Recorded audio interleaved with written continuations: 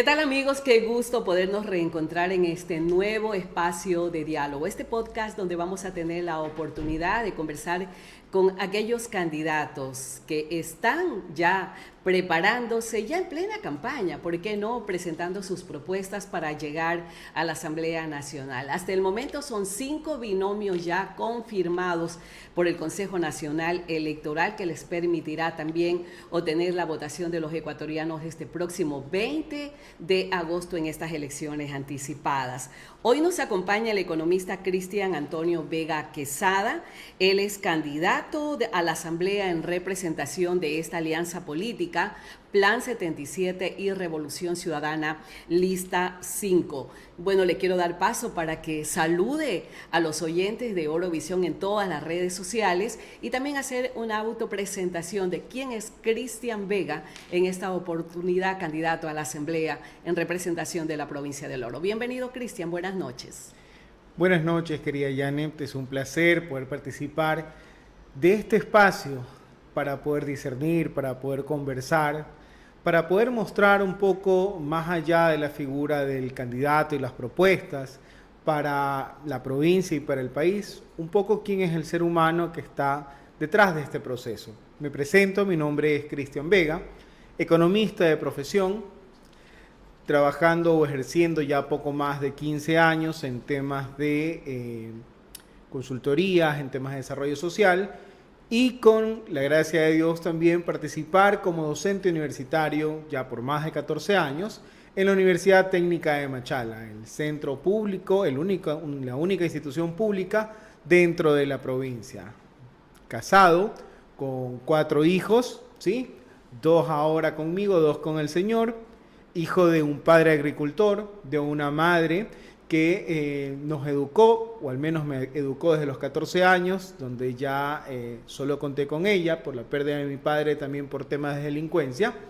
Y pues orgulloso de mis raíces, machaleño de nacimiento, pero criado al son de los animales de campo, de la vegetación, en la avanzada, con mi familia por parte de mamá, ¿sí? Los Quesada, específicamente, oriundos de la avanzada y sobre todo con gran cantidad de tíos y sobrinos en el Cantón Santa Rosa, mismo que en estos momentos estoy viviendo ya desde hace 4 años ahí.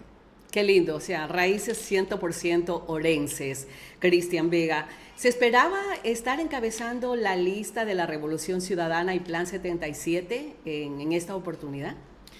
Esperábamos poder continuar con un trabajo que fue exitoso en el tema de alianza. Ya en las seccionales que acabaron de pasar, se mostró que el trabajo realizado desde la administración, en este caso del ingeniero Darío Macas, quien es uno de los líderes del movimiento Plan 77, al cual me debo y represento, pues con esa aprobación de poco más del 44% de los votantes, se mostró que efectivamente hay un trabajo realizado, hay un equipo que se ha consolidado, hay un equipo que pese a los inconvenientes que se suscitan, ya que nadie es perfecto, siempre ha tenido esa convicción de trabajo y de resultados. Sobre todo eso, querida Janet, porque lamentablemente la imagen de la política es que solo es un tema de coyuntura y de posicionamiento personal. Mas no hay que entender que la política es el arte de servir y sobre todo tomar acciones pragmáticas. El pragmatismo es acción, ejecución, compromiso y resultados. En ese aspecto, pues esperábamos continuar con esta alianza que fue exitosa. Ha sido un gusto y un honor en este caso poder encabezarla en función, creo yo, del trabajo que se ha realizado. Más allá del tema personal o de que puedan o no puedan existir los cuadros en una o en otra organización, yo creo que es producto del consenso y de una visión que en este caso permite aunar esfuerzos. Porque el mensaje es muy claro desde los compañeros de Revolución, y es que hay que recuperar las políticas que dieron resultados, hay que mejorar aquello que tenga que enfatizarse y sobre todo abrir espacios, entender y hay que mostrar que un Ecuador no se construye con una sola persona, se construye con todos, porque juntos podemos hacer esa transformación. Mi querido Cristian, le preguntaba porque, si bien es cierto, la Revolución Ciudadana ha tenido su voto duro aquí dentro de la provincia del Oro, pero claro, usted acaba de indicar esa importante votación de Plan 77 del ingeniero Darío Macas, que es el que lidera este movimiento político. Le dieron esos aditamentos justamente para que pueda lograr llegar en esta oportunidad, encabezar esta lista de candidatos a la Asamblea en representación de la provincia de El Oro. Hace pocos días atrás ustedes se reunieron con el expresidente Rafael Correa. Entiendo que él, con todos sus candidatos, ya les dijo cuáles van a ser las estrategias, qué es lo que queremos.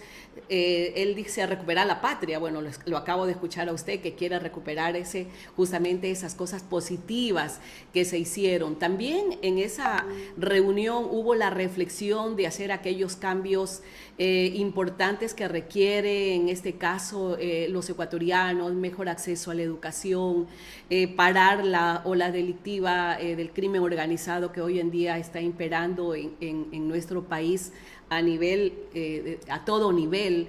¿Qué otras medidas o estrategias están planteadas por el gobierno de la Revolución Ciudadana como ejes de campaña de todos sus candidatos a nivel nacional? Bueno, efectivamente, hace poco tuvimos la oportunidad de poder compartir, en este caso con el compañero, ¿sí? Rafael Correa Delgado, ¿sí? Ahora en la ciudad de Caracas. Fue un espacio un poco para poder tener, al menos desde mi experiencia, una empatía, un compartir, un diálogo, para un poco conocer también la figura de Cristian Vega, ¿no? Alguien que llega a sumar, alguien que llega a considerar que hay un proyecto país en el cual, dentro del consenso, nosotros entendemos que ya dio resultados en cuanto a una tasa de homicidios por cada 100.000 habitantes, que era menos del 20% de lo que es ahora, ¿sí? Estamos hablando de que en la actualidad, escuchaba un reporte en una entrevista casualmente que tuve hace poco, de que en la provincia del Oro estábamos superando los 34 homicidios por cada 100.000 habitantes. Estamos hablando que es casi 7 veces más lo que fue el promedio nacional, cuando se implementaban políticas que priorizaban al ser humano, al desarrollo, lo que generaba espacios para que la juventud y los hombres puedan tener una alternativa en la educación, en el trabajo, en el emprendimiento, lo cual era uno de los elementos que permitía combatir a las raíces de los vicios, a las raíces de la delincuencia, porque la delincuencia, si bien es cierto, hay que preservar la vida, para eso tenemos a las Fuerzas Armadas, que es el rol del gobierno. La respuesta o la alternativa para salir de la inseguridad no es coger y matar a todos los ladrones o a todos los delincuentes, porque bajo esa misma premisa, si mañana queremos combatir a la pobreza, ¿la alternativa también será matar a los pobres? No, hay que atacar los problemas de raíz, lo que nutre, lo que nutre. O sea, no es que vamos a ir a llegar a hacer una reforma al COVID, no es que vamos a ir a una constituyente a reformar la Constitución, sino enfocarse netamente en esos temas: igualdad de oportunidades para jóvenes y fomentar plazas de trabajo. Sí, este gobierno que llega tiene 1 año, 6 meses, si no me equivoco. Igual los asambleístas, para legislar y fiscalizar, van a completar lo que falta de este periodo de gobierno actual. ¿Cuál va a ser el plan de seguridad que van a implementar? Porque el pueblo ecuatoriano ya no da más. Correcto. O sea, la gente no puede esperar que se reforme el COIP. La gente no va a esperar que haya una reforma a la Constitución. La gente quiere acciones inmediatas, a corto plazo, porque le han robado la paz, no solamente la paz, nos están robando la vida muchos ecuatorianos. Totalmente. ¿Cuál es la propuesta, en este caso, de Revolución Ciudadana y de Plan 77? Como le comenté, querida Janet, el tema del pragmatismo va por acciones. No está bien el tema de la planificación, pero la ejecución es una de las cosas que ha sido el común denominador de las últimas administraciones. Tal vez el cálculo político de evitar cometer errores los ha llevado al hecho de no hacer nada. Y ese es el peor error que se puede hacer cuando se tiene a cargo las voluntades, la seguridad, la salud y el bienestar de un pueblo, que en este caso es Ecuador. Las acciones son claras. Primero, devolver el tema de los presupuestos requeridos para poder fortalecer la institucionalidad de quienes son los llamados a precautelar la seguridad tanto interna como externa. Eso incluye policías y fuerzas armadas. El segundo punto va a ser un proceso en donde se va a definir con claridad tiempos y plazos para poder administrar de forma pertinente y con celeridad, pero de manera enérgica, el tema de la justicia en el Ecuador. Hay que entender que el rol de la fiscalización no va solo por el hecho de que quien fiscaliza busque un espacio con cámaras para que su imagen sea la que resalte. Aquí no es de personas. El proyecto es país, el proyecto es nación. Y el proyecto nación implica que son, ¿qué cosa? Procesos para que el servicio público, la ejecución de la administración de justicia sea eficiente y tenga una cobertura de rápida acción. Esos son los procesos que de manera inmediata en este año, 8 meses, se van a implementar tanto con el apoyo de la Asamblea como desde la administración del Ejecutivo, que va a ser Luisa González. Ya, el tema, usted lo ha dicho, justicia, fiscalización, fiscalía e investigación. Eso significa, economista Vega, de que el Consejo de Participación Ciudadana quedaría a un lado, que es un quinto poder nacido en la Constitución del 2008. Yo creo que todo eso lo recordamos los ecuatorianos, donde aparentemente los ecuatorianos íbamos a tener voz, pero lamentablemente ese Consejo de Participación, más desprestigiado que nunca, está hoy en día. ¿Vamos a permitir que este Consejo siga decidiendo quiénes son jueces, quiénes son fiscales, quién es el contralor, quiénes son los responsables de los órganos de control? ¿Vamos a permitir la autonomía? Usted lo ha dicho. Legitimar la institucionalidad, respetar el Estado de Derecho, que es lo que no se ha venido haciendo durante años en este país. Todo el mundo le quiere meter la mano a la justicia, al Consejo Nacional Electoral, con el hecho de que están gobernando. ¿Hay esa predisposición de la Revolución Ciudadana y de Plan 77? Por supuesto, totalmente de acuerdo, querida Yane, porque recordemos que el resultado de que exista el tema de la muerte cruzada no es otra cosa que un seguimiento fiel al tema del proceso constitucional para poder generar estos espacios de autocrítica, tanto entre el Ejecutivo como en el Legislativo. Con respecto al tema del Consejo de Participación Ciudadana, es verdad, acabamos de tener una oportunidad única con el Consejo de Participación Ciudadana y Control Social, que fue casualmente en el gobierno de Lenín Moreno, cuando asumió en este caso el tema del Trujillato, por única y exclusivamente la capacidad en esa consulta popular de poder asignar por una única vez rápidamente cada uno de los elementos que eran los órganos de control.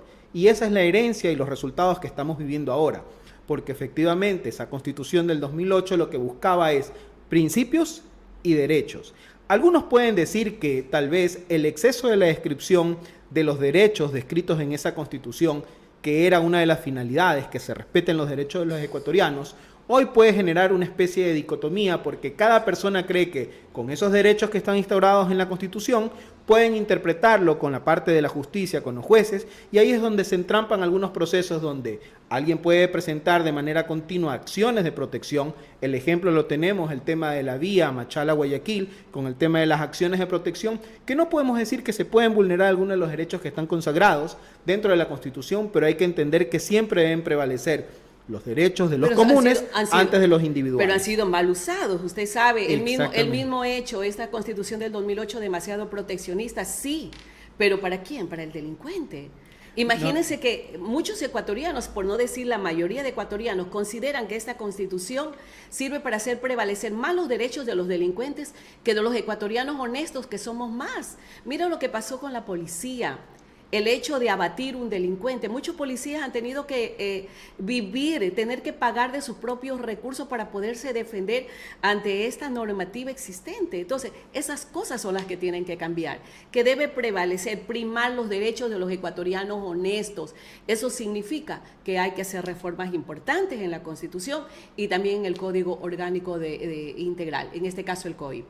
Hay esa predisposición, hay esa línea, esa hoja de ruta, cómo poder legislar justamente en favor de los ecuatorianos, porque yo creo que ustedes tienen una tarea bien, pero bien alta, mi querido Cristian, sabiendo que este segundo poder del Estado terminó con cero credibilidad de los ecuatorianos.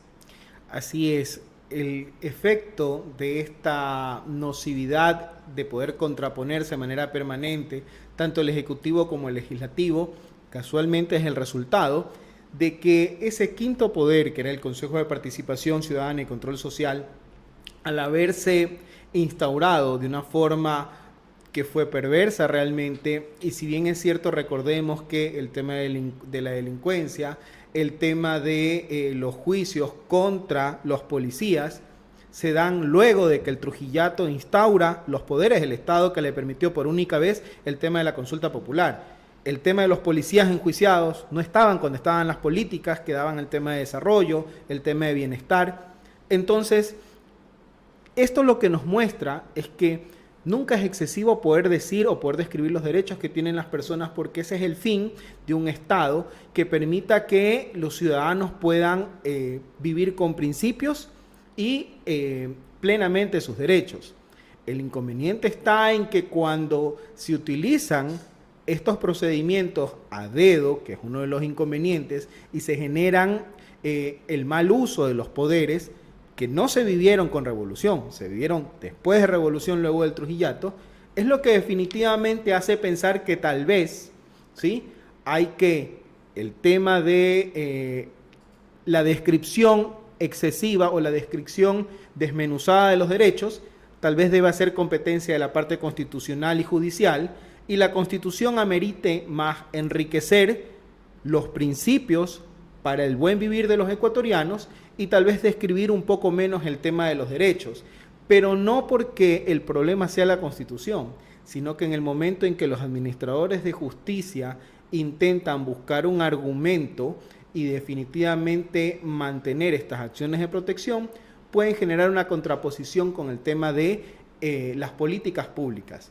Ese va a ser, o lo que implicaría es que nosotros en la Asamblea vamos a tener más trabajo, porque ahí sí, con los principios declarados, vamos a tener que generar leyes orgánicas para que se describan el uso de los derechos y dejar de que la subjetividad de la interpretación de un juez genere estas dicotomías que han hecho que los delincuentes tengan más derechos que los policías y nosotros como ecuatorianos hayamos vivido estos embates. Son cosas que hay que analizarlas y que definitivamente se desmenuzan, pero esta experiencia y este cambio, ya de poco más de 15 años, definitivamente amerita que este trabajo mancomunado permita que se tomen acciones directas. Y el tema de la constituyente será un evento que tendrá que ser analizado y como siempre se lo ha hecho, deberá ser consultado, porque recordemos que todos estos procesos, hasta para una constituyente, necesitan una consulta popular. No, por supuesto, eso era mi pregunta. O sea, no es que llegan a la Asamblea, enseguida vamos a llamar a una constituyente, porque aparentemente, según lo que dicen las encuestas, que en definitiva no es la última palabra, sino ya un referente de hacia dónde se va a dirigir la votación en estas elecciones del 20 de agosto, no significa que vamos a llegar y llamar a una constituyente. Tal parece esa no es la predisposición o la disposición que existe del líder de la Revolución Ciudadana. Para nada, se lo comento, siempre ha sido un diálogo y ha sido el empoderamiento de quienes han sido legisladores. Tuvimos una tertulia casualmente con algunos ex legisladores que gozan realmente del respaldo popular porque de los últimos destituidos, ¿no? Algunos de ellos, ¿ya? No todos, porque también hay figuras que se están abriendo desde las mismas bases de revolución, pero el contexto era que el trabajo definitivamente va porque el consenso para que las políticas de desarrollo social, las políticas y el marco normativo que permita nuevamente que los servicios públicos sean eficientes y aumenten en tema de cobertura, por supuesto, exigiendo que el presupuesto se cumpla, porque recordemos que uno de los roles de la Asamblea es la aprobación del presupuesto general del Estado, y dentro del tema de la fiscalización es el cumplimiento de lo que dice la Constitución, lo que hablábamos en temas de educación. Al menos un 0.5% anual debe incrementarse hasta llegar como mínimo al 6% del Producto Interno Bruto destinado para temas de educación. Esos elementos que son puntuales y que creo que son una de las herramientas más importantes y acertadas de la Constitución, hay que cumplirlas. Bueno, pues si queremos trabajar en prevención, ¿no? Hay que comenzar definitivamente a dar igualdad de oportunidades a niños, niñas, adolescentes y jóvenes. A propósito de eso, ya para aterrizar en las propuestas de Cristian Vega a la Asamblea Nacional, ¿qué temas usted tiene ya considerados como preproyectos de ley para llevar a la Asamblea Nacional en beneficio de la provincia de El Oro? Ante esta nueva experiencia, como asambleísta, que con la voluntad popular lo vamos a lograr definitivamente, desde esta alianza, yo tengo muy claro que en este año, 8 meses, el tema de elaborar un proyecto de ley, cuando tengo cerca de 500 proyectos de ley en la congeladora, por así decirlo, que ya han sido un proceso de diálogo, de discusión y que están solo para debate. O sea, ustedes retomarían esos proyectos que quedaron propuestos anteriormente. Todos aquellos que van en pro de poder darle claridad, legitimidad y derechos serán puestos. Están, por ejemplo, en los que hemos dialogado, el tema de la ley del banano, el tema de la ley del sector, específicamente de la acuacultura, con el tema del camarón, que es un problema bastante similar al del banano. Tenemos el tema de la ley de los territorios de desarrollo de frontera, contemplando sobre todo la dinámica actual de lo que sucede en lo que nos compete dentro de la provincia del Oro, que son los territorios de frontera, sobre todo Huaquillas, que tiene sus particularidades, peculiaridades y necesidades. Pero ya hay una ley fronteriza y que lamentablemente hasta el día de hoy no se ha podido poner en vigencia. Así es, porque aún no está en vigencia. Pero una de esas elementos es que la inclusión forzosa del tema de las zonas francas, que es uno de los comentarios que nos han hecho los hermanos de Huaquillas, es la preocupación porque sobre todo se busca en este caso con este tipo de instrumentos, ellos lo sienten porque es el sentir de ellos, que se va a, por así decirlo, incentivar o promover a que aquellos grandes comerciantes, aquellos que ya gozan de un patrimonio importante puedan captar la mayor cantidad de beneficios, pero ellos dicen la mayor cantidad de huaquillenses no somos grandes empresarios, así es. Nosotros somos pequeños, vivimos del día a día. Eso le iba a decir, exactamente. Huaquilla está lleno de pequeños comerciantes y esas zonas francas o las zonas de desarrollo especial, las sedes, tampoco les beneficiaría como ellos quisieran. Entonces hay que buscar otras alternativas. ¿Cuál es la propuesta? Una de ellas va por un elemento que ya se escapa al tema del control de la Asamblea, que es la posibilidad de generar incentivos. Incentivos ya sea sobre los excedentes, cuando se generan procesos de inversión desde el Estado, y sobre los excedentes en ventas, en vez de pagar impuesto a la renta, directamente que vaya en retribución a la inversión que ellos hagan.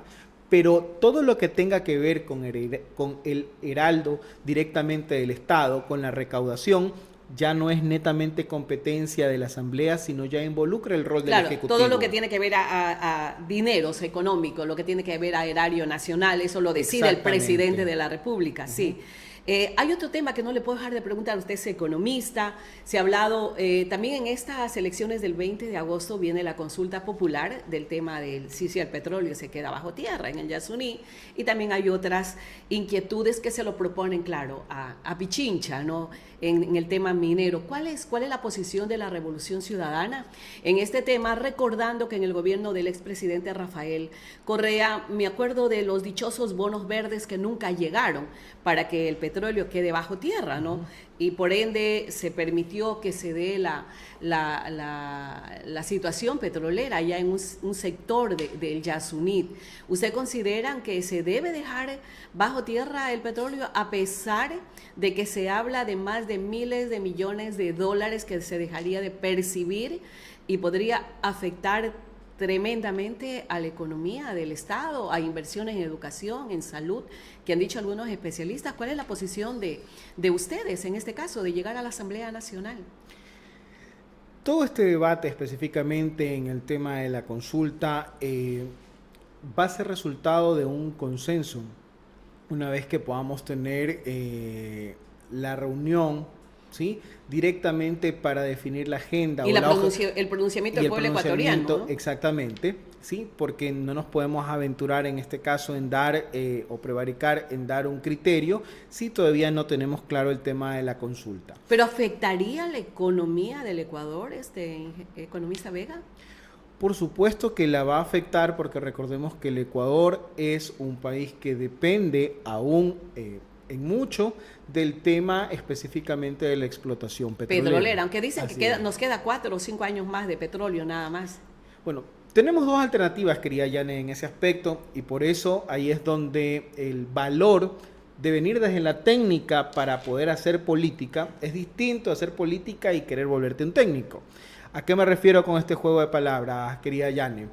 Al hecho de que imaginémonos escenarios, sobre todo porque me gusta trabajar con temas de escenarios.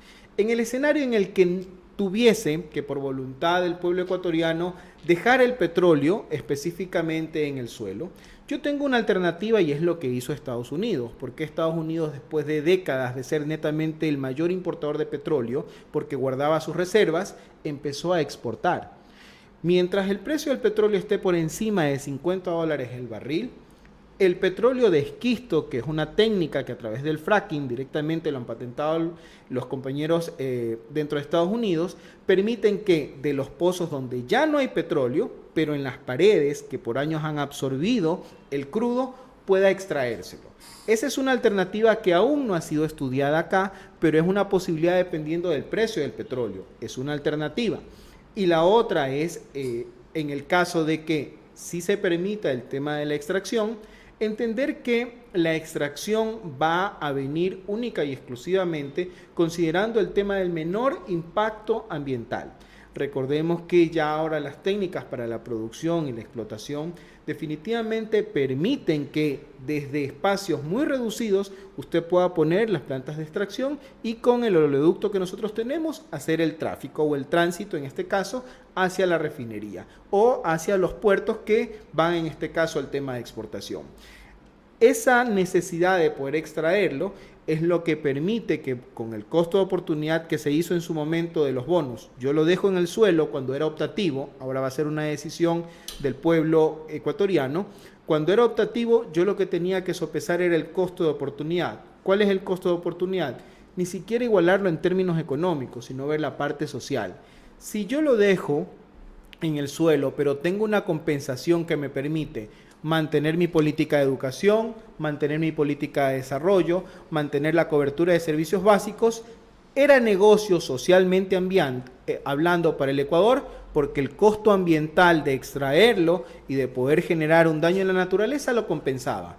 Pero si no tengo ese compromiso, porque yo me sacrifico... Es que no pasó eso. Recordamos lo que pasó. El gobierno del expresidente Rafael Correa propuso eso en algunas convenciones a nivel internacional y lamentablemente eso nunca pasó. Nunca llegaron esos bonos verdes porque nosotros estábamos guardando oxígeno para el mundo y sin embargo no hubo de la reciprocidad de otros países. Entonces yo no creo que eso va a suceder. Si se piensa plantear esa alternativa. La alternativa iría porque la compensación es para que mitigar el resultado de la explotación. Una explotación con aquellas técnicas que vayan con el menor impacto. En vez de generar caminos de manera permanente, se ponen unas placas sobrepuestas para que llegue la infraestructura y una vez que se abandona el pozo, se sacan estas placas y nuevamente la vegetación se apodera de esas infraestructuras. Y sobre todo, cuando no se generan caminos de forma permanente, ya el hombre no se acerca y no invade ese espacio. Esa es una de las técnicas. O sea, son alternativas de explotación sostenible. Que se puede plantear, porque Así si bien es cierto, usted sabe lo que ha pasado en el Cantón Santa Rosa, asimismo el tema minero, se quitaron concesiones, sí, o sea, se le quitó la concesión, pero de manera ilegal se sigue haciendo la actividad, o sea, se sigue contaminando, y eso es lo que va a pasar también en Quito. Pueden decir, no se va a permitir la explotación minera en ese sector que están llamando a consulta popular, pero la irregularidad, la actividad irregular va a continuar. Así que también yo creo que es en materia pendiente de parte de la Asamblea Nacional, que tiene que regular en este tema. Mi querido Cristian, de verdad quiero agradecerle muy de veras, ha sido un diálogo muy lindo. Yo creo que son temas súper interesantes, temas que los ciudadanos machaleños, orenses y ecuatorianos tienen que analizar, pensar bien, tomar la decisión correcta. Usted es una opción más para Machala para el Oro, para decidir quién va a llevar a la Asamblea Nacional este próximo 20 de agosto. Lo quiero dejar con las palabras finales. Bueno, pues nada más que agradecer, hacer un llamado a la suma de voluntades, a esta oportunidad que tenemos de recuperar aquellas políticas que ya vimos, ya sentimos y compartimos que dieron resultado. Aquello que tiene que mejorar se lo va a hacer, porque tenemos ese plan. El plan es un plan país, es un plan de trabajo, es un plan de bienestar, un plan de seguridad. Es una planificación que viene de la mano de un conjunto de voluntades que ya con resultados probados buscan en este momento darle al país la respuesta que tanto necesita. Es un trabajo que no lo hace una sola persona, es un trabajo que juntos permiten que los resultados se lleven a cabo. Ese llamado a la unidad lo hago desde la humildad y del espacio que me han permitido. Soy Cristian Vega, candidato a la Asamblea por Revolución Ciudadana, MAR 70, Plan 77, y esperamos de todo corazón que ese plan junto a ustedes se cumpla, y el plan es que resurja la patria. Muchas gracias. Muchas gracias, mi estimado economista Cristian Antonio Vega Quesada, candidato a asambleísta por el Oro. Tendremos más invitados en esta mesa de diálogo, en este podcast, el próximo miércoles a través de Orovisión en todas sus redes sociales. Amigos, muchas gracias. Que tengan una linda noche.